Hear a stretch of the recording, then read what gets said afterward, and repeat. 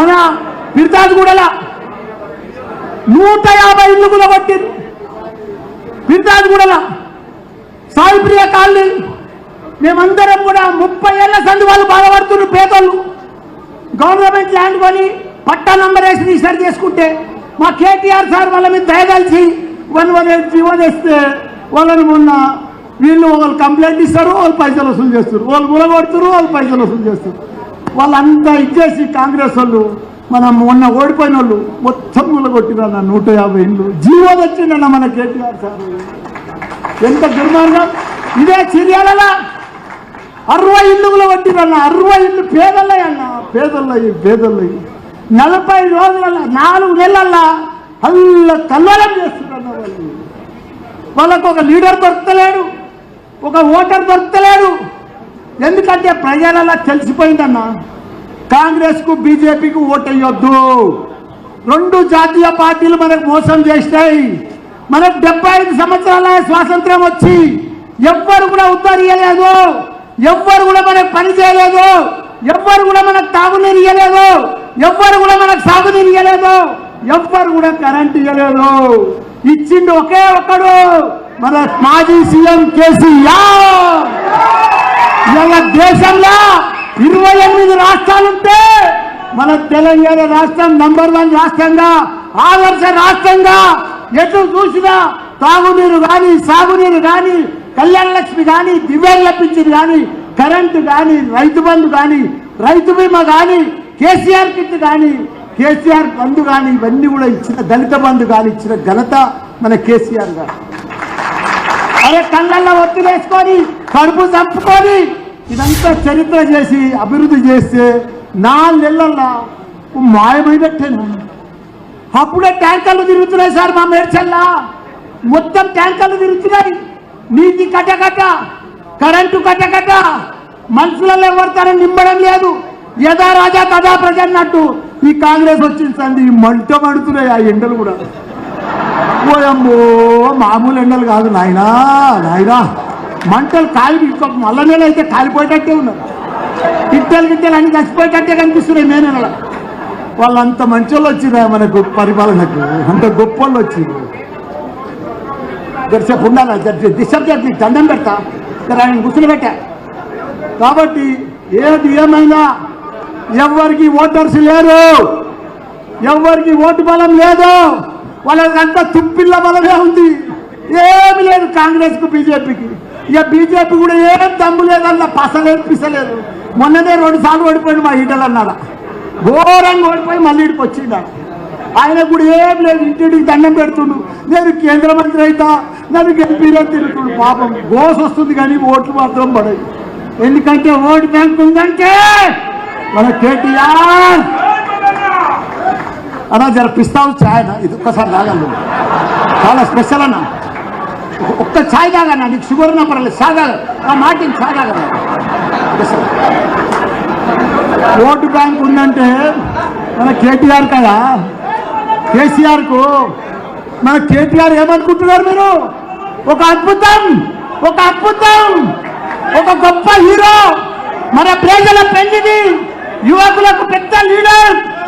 ఒక హైదరాబాదులో మనకు స్వాతంత్రం వచ్చేది ఇప్పటిదాకా 75 సంవత్సరాల సంది కూడా 25 సీట్లు సిటీలో గెలిచినామంటే, రంగారెడ్డి పాత రంగారెడ్డి జిల్లాలో గెలిచినామంటే అదంతా ఎవరితోటి? మన కేటీఆర్.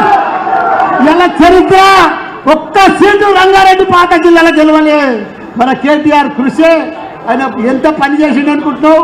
అమెరికాకు పోయిండు, దావోస్కి పోయిండు, ప్రపంచ దేశాలన్నీ తీసుకొచ్చిండు. అమెజాన్, గూగుల్, ఫేస్బుక్ అన్ని కంపెనీలన్నీ కూడా, హెడ్ క్వార్టర్స్ అన్ని కూడా మన తెలంగాణ హైదరాబాద్ తెచ్చిండు.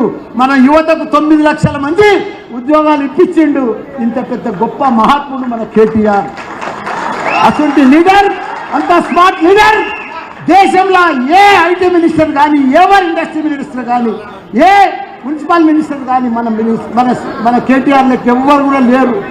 వీళ్ళు వచ్చించండి ఆ మంత్రులకు, ఇప్పుడున్న మంత్రులకు, కాంగ్రెస్ వాళ్ళకు అసలు ఒక్కరికి అడ్మినిస్ట్రేషనే తెలియదు. వాళ్ళకి అసలు ఎట్లా పరిపాలించాలో తెలియదు. నీళ్ళున్నాయి, కాళేశ్వరం ఉంది, నీళ్లున్నాయి, గేట్లు బంద్ చేసుకొస్తున్నారు వంక పెట్టి. పొలాలకు తాగునీళ్ళు ఉన్నాయి, సెక్షన్ వదలన్నది, తాగునీరు మొత్తం కనెక్షన్ ఉన్నాయి, మిషన్ భగీరథ కింద మొత్తం రిజర్వాయర్లు ఉన్నాయి, కానీ నీళ్ళు ఇవ్వలేకపోతున్నారు. కరెంటు మొత్తం ఉన్నాయి, పవర్ ప్రాజెక్టులు మొత్తం ఉన్నాయి, కానీ కరెంటు ఇవ్వలేకపోతున్నారు. వాళ్ళు ఈ రకంగా అన్నీ ఉన్నా కానీ అల్లు నోట్ల శని ఉన్నట్టు వాళ్ళు ఏ పని చేయలేకపోతున్నారు. వాళ్ళ ప్రజలు 4 నెలలనే వాళ్ళకి తెలిపోయింది. అబ్బో నాయనో కాంగ్రెస్ భయపడుతున్నారు ప్రజలు. ఓదికు కేసులు పెడుతున్నారు, ఓదికు కూలబడుతున్నారు. ఈయన పోయి కలిస్తే మా దగ్గర 4 లీడర్లు ఉన్నారు, ఒక్కరు రాని ఇద్దరు రాని. ఈయనింటికి పోతే ఆయన కోపం, ఆయనింటికి పోతే ఈయన కోపం, ఆయనింటికి పోతే సార్ మా దగ్గర ఎవ్వరు పార్టీ మారారు సార్. ఎవరైనా పోర్ట్స్ పోయినా కానీ ఒక్కరిద్దరు అట్లా పోయి మళ్ళీ వచ్చేస్తారన్నారు సార్. అలా ఇప్పుడు ఎందుకంటే మాకు పెద్ద దౌర్జన్యం నడుస్తుంది మా దగ్గర. మనం పొమ్మన్నా పోం సార్, అంత గట్టి కార్యకర్తలు సార్ వీళ్ళు. ఒక్కటే చూస్తారు వాళ్ళంత గొప్ప నాయకులు, కానీ మనం వచ్చినట్టు కాదు. మనం పట్టుబట్టి ఇవ్వాలి. మన రాగిణి లక్ష్మారెడ్డిని భారీ మెజార్టీతో గెలిపియాలి, భారీ మెజార్టీ. ఎవరికి క్యాడర్ లేదు, లీడర్ లేదు, నాయకులు లేరు, ఓటర్స్ లేరు. బీజేపీకి కానీ కాంగ్రెస్కి కానీ ఓటర్స్ అంటే, క్యాడర్స్ అంటే, చైర్మన్లు అంటే, కౌన్సిలర్లు అంటే, సర్పంచ్లు అంటే, మొత్తం కార్పొరేటర్లు అంటే బీఆర్ఎస్. మేడ్చల్ అడ్డా అంటే బీఆర్ఎస్ అడ్డా, మల్లన్న అడ్డా, మల్లన్న అడ్డా. కాబట్టి మనమందరం కూడా ఒక తాటి మీద ఉండి, వాళ్ళ ఊపు కాదు వాళ్ళ ఇళ్ళలో తిరిగినా కానీ మనం ఎక్కడ కూడా భయపడొద్దు. మనం భారీ మెజార్టీగా గెలవబోతున్నాం. మన లక్ష్మణ చాలా మంచోడు, మొన్న కూడా చెప్పినా, నాకంటే కూడా మంచోడు. నేను 10 ఏళ్ల సందే సేవ చేస్తున్నాను, ఆయన 25 ఏళ్ల సంది స్లమ్లల్లా అన్నిట్లల్లో కూడా సేవ చేస్తూ ఉన్నాడు. బంగారం అసలు పేరుకు రాగిడైనా కానీ బంగారం అసలు లక్ష్మారెడ్డి అయినా. కాబట్టి మనం భారీ మెజార్టీతోటి మనం పెద్ద ఎత్తున ఆయనకు ఓట్లు ఇప్పించి మనమందరం కూడా నెక్స్ట్ ఇంకో సభ గట్కేశ్వర్లో పెడుతున్న 7 తారీఖు ఇక్కడ మండలం అయిపోయింది. మనం బహుబలం కూడా ఒక సైనికుల మాదిరిగా పనిచేయాలి. మనం కేసీఆర్ కోసం, కేటీఆర్ కోసం మనం పనిచేసే బాధ్యత మనకి ఇప్పుడు అవసరం వచ్చింది. మనం తెలంగాణలో మన సిటీని, మన మేడ్చల్ను మనం కాపాడుకునే బాధ్యత మనందరి మీద ఉన్నది. మనం ఒట్టేసుకున్నట్టే మనం ఖచ్చితంగా ఒక్క ఓటు పొందుకోకుండా మనమందరం కూడా అన్నా, మీ అందరూ కూడా ధైర్యంగా నేనున్నా. వాళ్ళు ఎవ్వరేం చేయలేరు.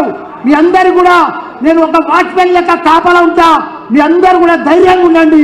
మీ ఎంబడి నేను ఉంటాను కూడా. మీ అందరు కూడా చెప్తున్నా, ఇప్పుడు టైం తక్కువన్నది. ఇప్పుడు రాగిణి లక్ష్మారెడ్డి గారు మాట్లాడాలి. రాగిణి లక్ష్మారెడ్డి గారికి ఓటేసి భారీ ఎత్తున గెలిపించాలని కూడా కోరుతున్నా. జై తెలంగాణ, జై కేసీఆర్.